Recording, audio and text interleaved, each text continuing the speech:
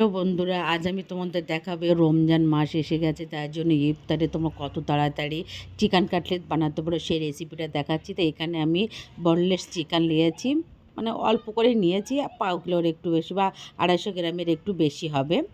আর ওখানে নিয়েছি আমি পরিমাণ মতো আদা আর পরিমাণ মতো রসুন কুচি, মানে রসুন কুচি বলো বা যাই বলো না কেন, ওটা নিয়ে নিলাম। এবার নিয়েছি আমি এখানে 7-8টা কাঁচা লঙ্কা।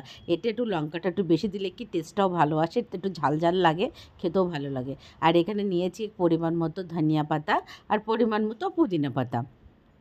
দেখুন বন্ধুরা, আমি কিভাবে নিয়েছি, তোমরা অবশ্যই পুরো ভিডিওটা দেখো আর কমেন্ট করে শেয়ার করো আর সাবস্ক্রাইব করে দিও। কেমন হয় অবশ্যই অবশ্যই কমেন্টে জানিও। আর তোমরা ঘরে এভাবে একবার ট্রাই করে রেখে তোমরা সন্ধ্যের সময় ফ্রাই করে খেতে পারো ইফতারের সময়। তো এগুলো আমি পেস্ট করে নিলাম, নিয়ে একটি প্লেটের মধ্যে আমি পুরোগুলো ঢেলে নিয়েছি। দেখুন আমার কিন্তু পুরো পেস্টটা হয়ে গেছে।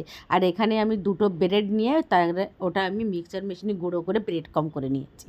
এখানে আমি পরিমাণ মতো লবণ দিয়ে দিলাম আর লঙ্কার গুঁড়ো দিয়ে দিলাম। আর অল্প লঙ্কার গুঁড়োটা আমি একটু বেশিই দিয়েছি একটু ভালো লাগার জন্য। আর দিয়েছি গোলমরিচের গুঁড়ো। আর এখানেই একটু দিয়েছি সাদা তেল আর একটা ডিম দিয়ে এটা আমি ভালো করে হাত দিয়ে মেখে নেব। হাত দিয়ে মাখলে কি খেতেও ভালো লাগে। যতই চামচ দিয়ে তোমরা মাখো না কেন, তার স্বাদ কিন্তু পাওয়া যায় না। হাত দিয়ে তুমি মাখবে, দেখবে তার স্বাদটাই কিন্তু অনেক ভালো হয়। আর অবশ্যই তোমরা ট্রাই করো। আর পুরো মাখাটা আমার হয়ে গেছে। এবার আমি একটা হাতে একটু তেল লাগিয়ে নিয়ে তোমাদের একটু দলা করে কীভাবে কাটলেটের শেপ দেবো সেটা তোমাদের দেখিয়ে দিচ্ছি। দেখুন হাতে করে একটু দলা দলা করে নিয়ে দুই তালুর সাহায্যে একটু গোল গোল করে নিয়ে হাত দিয়ে একটু চেপে দিলাম। দেখুন কী সুন্দরভাবে আমার গোল করা হয়ে গেছে। তোমরা চাইলে লম্বা তোমাদের নিজের মতো তোমরা আকার শেপ বা আকার দিতে পারো। এবার আমি একটা প্লেটের মধ্যে ব্রেড কম নিয়ে নিলাম। ব্রেড কমটা বানানো কিন্তু খুব ইজি।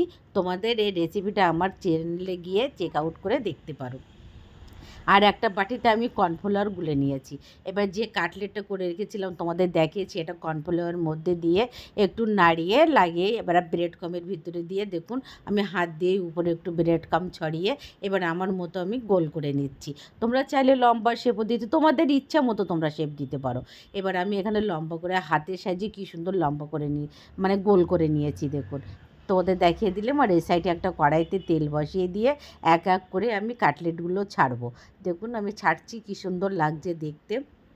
প্লিজ বন্ধুরা, রমজান মাসের সময় সন্ধ্যেবেলা তাড়াতাড়ি তো এভাবে বানানো পসিবল হয় না, তাই তোমরা আগে থেকে এইগুলো হচ্ছে মানে মিক্সারে ফিশে এরকমের গোল বা লম্বা শেপ দিয়ে ফ্রিজে স্টক করে রাখতে পারো। এটা অনেক দিন থাকে আর তোমার কাজটাও কিন্তু তাড়াতাড়ি সহজ হয়ে যায়। এবার আমি এপিট ওপিট করে একটু লাল লাল করে ভেজে নিলাম। দেখুন আমার কাটলেটগুলো কিন্তু কী সুন্দর হয়েছে, লালও হয়ে গেছে, ক্রাঞ্চি আর একদম জুসি। দেখুন একটু কিন্তু ফাটেনি বা কোনো দিক দিয়ে ছাড়িয়ে যায়নি। প্লিজ বন্ধুরা আর একটু ডেকোরেশন করে দিলাম।